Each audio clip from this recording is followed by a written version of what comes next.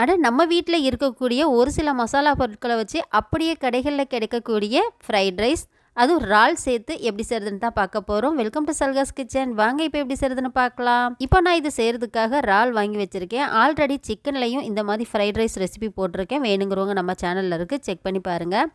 இறால் முக்கால்வாசி க்ளீன் பண்ணி எடுத்துகிட்டு இப்போ மற்றதையும் க்ளீன் பண்ணி எடுத்து கட் பண்ணி அழுக்கெல்லாம் எடுத்ததுக்கப்புறம் கழுவி வச்சுருக்கேன். இப்போ மிளகாய்த்தூள், மஞ்சள் தூள், கரம் மசாலா சேர்த்துட்டு தேவையான அளவு உப்பு மட்டும் சேர்த்துக்கோங்க. இப்போ இதுக்கு இஞ்சி பூண்டு பேஸ்ட்டெல்லாம் போட வேண்டிய அவசியம் இல்லை. மசாலா எல்லாத்தையும் இந்த மாதிரி நல்லா மிக்ஸ் பண்ணி விட்டுட்டு ஒரு 5 நிமிஷத்துக்கு அப்படியே வச்சிங்கன்னா மசாலா எல்லாம் ஊறி நமக்கு இறால் பொரிக்கிறதுக்கு ரெடி ஆயிரும். இப்போ சாதம் பாசுமதி அரிசி தான் வச்சுருக்கேன். 3/4 வேக்காடு வெந்ததுக்கு அப்புறமா இந்த மாதிரி சோறு உடையாமல் இருக்கணும். இப்போ சாதத்தை வடித்து எடுத்து வச்சுட்டேன். இப்போ கடாய் ஒன்று ஹீட் பண்ணிவிட்டு இறால் எல்லாத்தையுமே இந்த மாதிரி எடுத்து போட்டுக்கோங்க. சும்மா அள்ளி போட்டுறாமல் இந்த மாதிரி எடுத்து வைக்கும்போது இறால் திருப்பி விட்டுட்டு நல்லா மொறுமொறுன்னு பொரிச்சு எடுக்கிறதுக்கு ரொம்பவே சுலபமாக இருக்கும். இதே போல் மிச்சம் இருக்கக்கூடிய எல்லா இறாலையுமே இந்த மாதிரி பொரிச்சு எடுத்துக்கோங்க. இப்படி செய்யும்போது தான் ஃப்ரைட் ரைஸுக்கு ரொம்பவே அருமையாக இருக்கும். இறால் பொரிச்ச இந்த ஆயில் வேணும்னா நீங்கள் யூஸ் பண்ணிக்கலாம். இப்போ ஒரு அகலமான பாத்திரமாக எடுத்துக்கோங்க. அடிகனமான பாத்திரமாக இருக்கணும். ஒரு 4 டேபிள் ஸ்பூன் ஆயில், அதுக்கு நீட்டாக கட் பண்ண பெரிய வெங்காயம் கொஞ்சம் வதங்கினதும் பீன்ஸ் 2 கைப்பிடி அளவு, முட்டைகோஸ் 1 கைப்பிடி அளவுக்கு நான் சேர்த்துக்கிட்டேன். அது கூட குறைச்சி உங்களுடைய இஷ்டம்தான். 3 கேரட், அது கூடவே குடமிளகாவையும் நீட்டாக கட் பண்ணிவிட்டு சேர்த்துட்டு தேவையான அளவு உப்பு சேர்த்துருக்கேன். இறால் பொரிக்கும் போது கொஞ்சமாக உப்பு சேர்த்துருக்கோம், ரைஸ்லேயும் கொஞ்சமாக உப்பு சேர்த்துருக்கோம். அதனால் இதுக்கு தேவையான உப்பு மட்டும் சேர்த்துக்கோங்க. இப்போ எல்லாம் வதங்கினதுக்கு அப்புறமா மீடியமாக வதங்கினா போதும். மிளகாய்த்தூள், மஞ்சள் தூள், கரம் மசாலா சேர்த்துட்டு இந்த மாதிரி நல்லா அடுப்பு நல்லா சிம்மில் வச்சுட்டு இந்த மாதிரி கலந்து விட்டுக்கோங்க.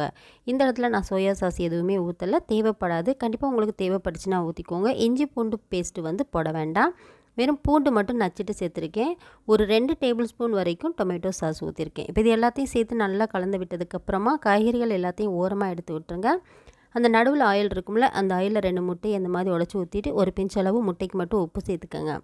சேர்த்துட்டு இந்த மாதிரி நல்லா கலந்து விட்டுருங்க. முட்டை நல்லா வெந்து வந்ததுக்கப்புறம் அது நல்லா கொத்தி உதிரியாக எடுத்து விட்டுட்டு காய்கறிகளோடு சேர்த்து இந்த மாதிரி நல்லா கலந்து விட்டுருங்க. இப்போ ஆல்ரெடி நம்ம பொரிச்சு வச்சுருக்கோம்ல இறால், அதையும் சேர்த்துக்கோங்க. சேர்த்துட்டு இந்த மாதிரி நல்லா கலந்து விடுங்க. நம்ம இப்போ காய்கறியில் இருக்கக்கூடிய அந்த சாஸ் எல்லாமே இறாலுக்கு சேரணும். அந்த மாதிரி நல்லா வதக்கி விட்டாச்சு. இப்போ ரைஸ் சூப்பராக வடித்து வச்சுருந்தோம். தண்ணி எதுவுமே இல்லாமல் நல்லா உதிரியாக இந்த மாதிரி வறுத்து எடுத்துக்கோங்க. இப்போ இது எல்லாத்தையும் சேர்த்துட்டு இந்த மாதிரி நல்லா கலந்து விட்டுக்கோங்க. இந்த மாதிரி நான் கலந்து விடும்போது எப்போவுமே அடுப்பை நல்லா ஹையில் வச்சுட்டு கலந்து விட்டோம் அப்படின்னா ஒரு மாதிரி பொரிஞ்சு அப்படியே கடையில் வாங்குற மாதிரி அவ்வளோ டேஸ்ட்டாக இருக்கும். மேலே லைட்டாக மல்லி இலைகளை தூவிட்டு அப்படியே கலந்து விட்டு எடுத்து கொடுத்தீங்க அப்படின்னா கண்டிப்பாக கடையில் கூட இந்த மாதிரி ஒரு டேஸ்ட்டு கிடைக்குமான்னு தெரியாது. கடைகளில் வாங்கி கொடுக்குறது சுத்தமாகவும் இருக்காது. அதனால் நீங்கள் வீட்டில் ட்ரை பண்ணி பாருங்கள். இதிலேயே நம்ம சிக்கன்லேயும் செய்யலாம். அதே நேரத்தில் சின்னதாக இருக்கக்கூடிய நெத்திலி மீன் இருக்குல்ல, அதையும் நம்ம பொரிச்சிட்டு செய்யலாம். கண்டிப்பாக ட்ரை பண்ணி பார்த்துட்டு டேஸ்ட் எப்படி வந்துன்னு சொல்லுங்கள். பாய்.